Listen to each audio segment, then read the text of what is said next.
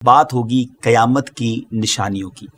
آج کس نشانی کی بات کرنی ہے، آج آپ کو کیا بتانا ہے؟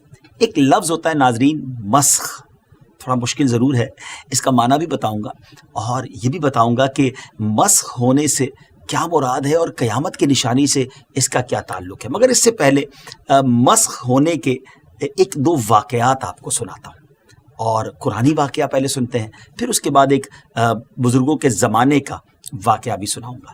مسخ جو لفظ ہے، اس کا معنی ہے صورت کا بدل جانا، ڈسٹورشن آف دا فیس، چہرے کا بدل جانا، اور یہ واقعات پہلے کی امتوں میں، پہلے کے دور میں ہو چکے ہیں، اور آگے ہوں گے یا کیسے ہوں گے وہ بھی ضرور بتاؤں گا۔ یعنی یہ چہرہ کس طرح بدلتا تھا کہ صورتیں، انسانی صورت جو ہے وہ چینج ہو جاتی تھی، کوئی بندر یعنی منکی، کوئی کتا بن جاتا تھا، یعنی ڈاگ اسے بنا دیا جاتا۔ اور یہ سب کیسے ہوا، کیوں ہوا اور کیا ہوا، قرآنی واقعہ سنتے ہیں۔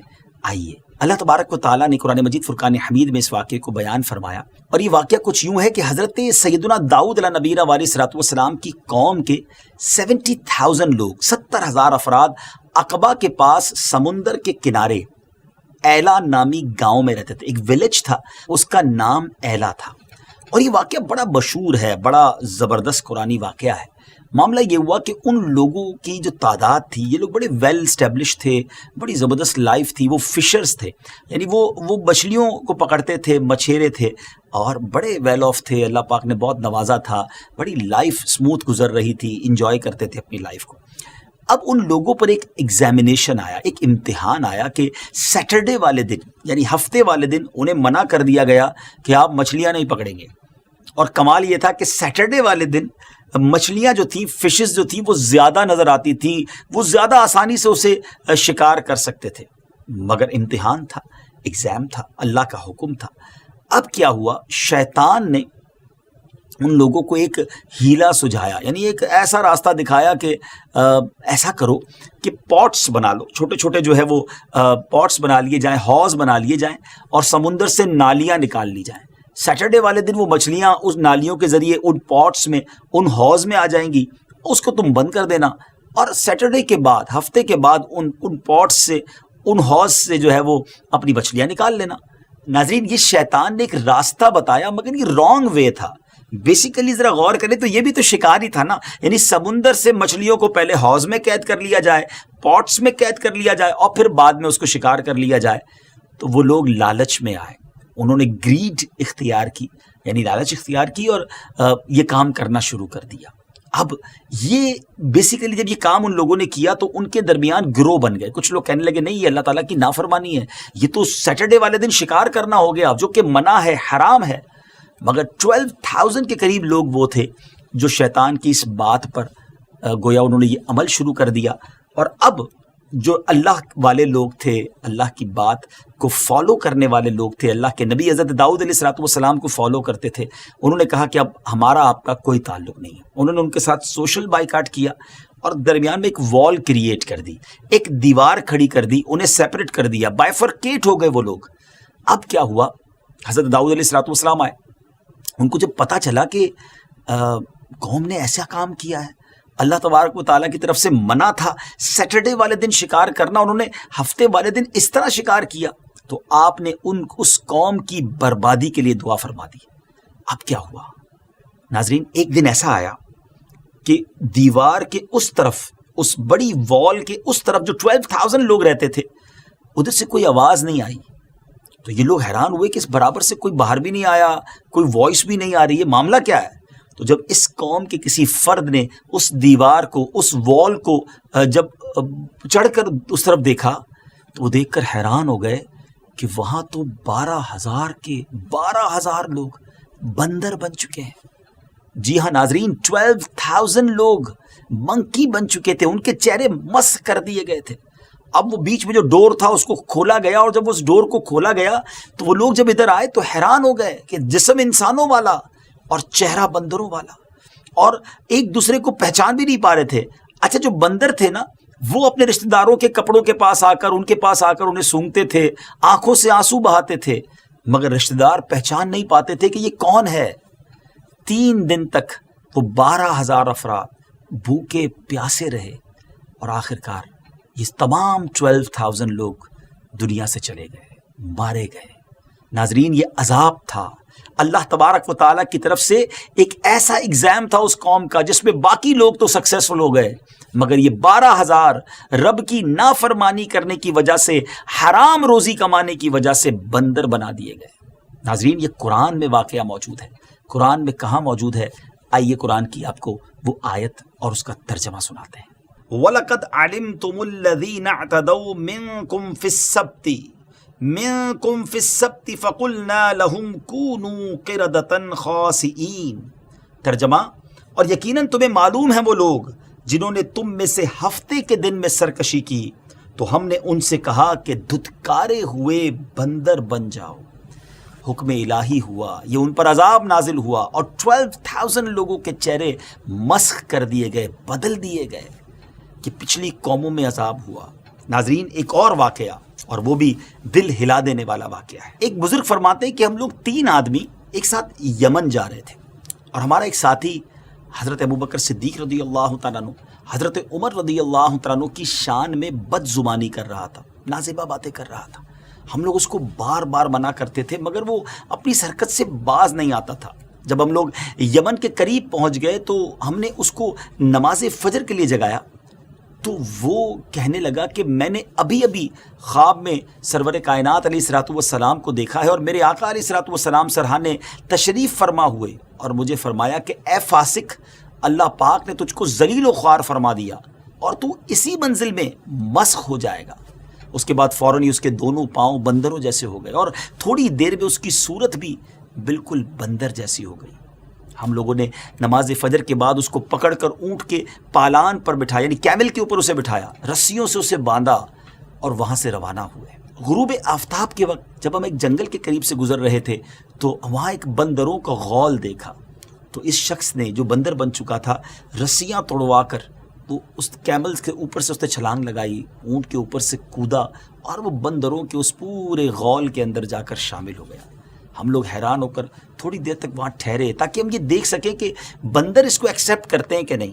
تو ہم نے دیکھا کہ یہ بندروں کے پاس جا کر بیٹھ گیا، ہم لوگوں کی طرف بڑی حسرت کے ساتھ دیکھتا تھا اور اس کی آنکھوں سے آنسو جاری تھے۔ تھوڑی دیر کے بعد جب سب بندر وہاں سے جانے لگے تو وہ بھی بندروں کے ساتھ چلا گیا۔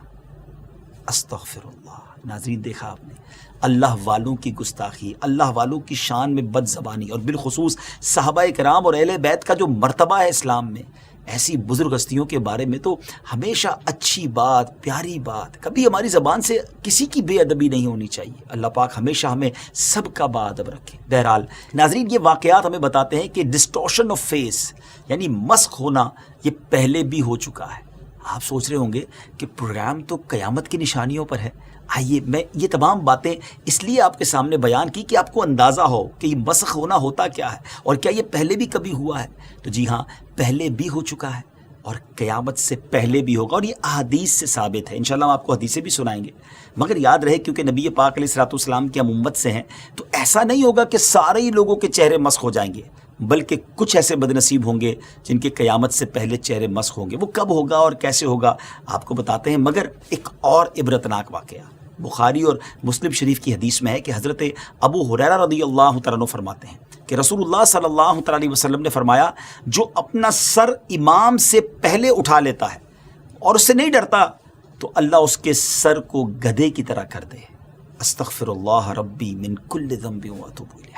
ہم بظاہر تو اس کو بہت چھوٹا سا معاملہ سمجھتے ہیں، لوگ نمازیں پڑھ رہے ہوتے ہیں اور ہم دیکھتے بھی ہیں کہ وہ امام سے پہلے چل رہے ہوتے ہیں، امام سے پہلے رکوع سے سر اٹھا لیتے ہیں، امام سے پہلے ہی سجدے سے سر اٹھا لیتے ہیں، مگر یاد رہے ہماری شریعت میں یہ بڑا جرم ہے، یہ بڑی مسٹیک ہے، ایسا بالکل نہیں کرنا چاہیے، کیونکہ اس پر صورت بگڑ جانے یعنی مسخ ہو جانے کی گویا وعید موجود ہے، پنشمنٹ ہو سکتی ہے۔ اگر آج اللہ عز و جل کا ہم پر یہ عذاب نازل نہ بھی ہو تو یہ نبی پاک علیہ الصلوۃ والسلام کی رحمت کا صدقہ ہے، مگر بعض نادان ہو سکتا ہے اس وقت بھی ہمیں سن کر سوچ رہے ہو کہ یار ایسا کیسے ہو سکتا ہے، اتنی سی غلطی پر کیا اتنی بڑی سزا مل سکتی ہے۔ دیکھیں حدیث پاک ہے اور ہمیں اس پر ہمیشہ عمل کرنا ہے، ڈرنا ہے ان چیزوں سے کہ نہیں ہمیں یہ کام نہیں کرنا، جو اللہ رسول نے فرمایا اس پر عمل کرنا ہے۔ اسی حدیث پاک کی شرح میں حضرت علامہ ملا علی قاری رحمۃ اللہ تعالی علیہ ایک عجیب واقعہ بیان فرماتے ہیں کہ ایک محدث دمشق سیریا میں ایک مشہور شیخ تھے، حدیث سیکھنے گئے اور وہ شیخ پردے میں رہ کر انہیں حدیث پڑھاتے تھے، حالانکہ وہ مرد تھے، مرد تو پردہ نہیں کرتے نا۔ تو ایک بار ان کے اسٹوڈنٹ نے بڑا اصرار کیا کہ حضور اپنا چہرہ تو دکھائیے نا، آپ پردے میں بیٹھ کر پڑھاتے ہیں۔ تو جب انہوں نے چہرے سے پردہ اٹھایا تو ان کی صورت گدھے جیسی تھی۔ استغفر اللہ۔ فرمایا کہ میں اس حدیث کے بارے میں، اس کو عقل میری مانتی نہیں تھی، میں اس حدیث کو حقیقت نہیں سمجھتا تھا، اور آزمائش کے طور پر میں امام سے آگے سر اٹھانے لگا، امام سے پہلے سر اٹھانے لگا، اور میں اس مصیبت میں گرفتار ہو گیا۔ ناظرین، یہ واقعات ہو سکتے ہیں، ہمیں ڈرنا چاہیے۔ اللہ کے عذاب یا اللہ تبارک و تعالیٰ کی طرف سے جو پنشمنٹ ہے نا، اس کو مذاق نہیں سمجھنا چاہیے اور اس کو ایگزام نہیں کرنا چاہیے۔ یہ پہلی قوموں کے انداز تھے جو انبیاء کرام علیہ الصلوۃ والسلام کو کہا کرتے تھے۔ آپ قرآن پڑھے تو صحیح، وہ کہتے تھے اگر تم سچے ہو تو ہم پر عذاب لے آؤ۔ یہ تو کفار کا طریقہ رہا، اور پھر پنشمنٹ آئی، پھر عذاب آئے ان پر۔ تو یہ کبھی بھی نہ کہیں یا کبھی بھی نہ سوچیں کہ بھائی عذاب آنا ہوگا تو دیکھیں گے۔ استغفر اللہ، ہماری تو حیثیت ہی نہیں ہے۔ ہمیں ہمیشہ اللہ کے عذاب سے پناہ مانگنی چاہیے اور اللہ سے اس کی رحمت کا ہی سوال کرنا چاہیے۔ تو اب آئیے نبی پاک علیہ الصلوۃ والسلام کی میں 2 حدیثیں آپ کو سناتا ہوں، جس سے آپ کو اندازہ ہوگا قیامت سے پہلے بھی یہ منظر آئے گا۔ حدیث پاک میں نبی پاک علیہ الصلوۃ والسلام نے فرمایا کہ قیامت سے پہلے میری امت کے آخری زمانے میں زمین کا دھنسنا، شکلوں کا بدلنا اور پتھروں کا برسنا ہوگا۔ اللہ اکبر، یعنی زمین گویا دھس جائے گی، پتھر برسیں گے اور چہرے مسخ ہو جائیں گے۔ نبی پاک علیہ الصلوۃ والسلام کی ایک اور حدیث پاک ہے، پیارے آقا علیہ الصلوۃ والسلام نے فرمایا، اے انس، لوگ مختلف شہر آباد کریں گے، ان میں سے ایک شہر ہے جسے بصرہ کہا جائے گا، تو اگر تم وہاں سے گزرو تو اس میں جاؤ، وہاں کی کھاری زمین سے اور وہاں کے مقام کلا سے اور وہاں کے باغات، بازار اور وہاں کے امیروں کے دروازوں سے بچنا، کیونکہ وہاں زمین دھنسنا، پتھر برسنا اور زلزلے ہوں گے۔ اور ایک قوم رات کو سوئے گی اور صبح اٹھے گی تو بندر اور سور بن جائے گی۔ ناظرین، علماء فرماتے ہیں کہ بصرہ میں اب تک یہ نشانی کی ظہور نہیں ہوا ہے، یہ نشانی ظہور پذیر نہیں ہوئی ہے، یعنی ابھی تک یہ نشانی ہونا باقی ہے۔ ہم اللہ پاک سے دعا کرتے ہیں کہ اللہ پاک ہم پر اپنا خاص رحم فرمائے اور ہمیں ان عذابوں سے محفوظ فرمائے۔ اس کے ساتھ ہی ناظرین، اب یہ بھی نیت کرنی ہے کہ ایسے بے ادبی والے معاملات سے شریعت کے جو احکام ہیں اس کو ڈس اوبے نہیں کرنا، اس پر عمل کرتے چلے جانا ہے۔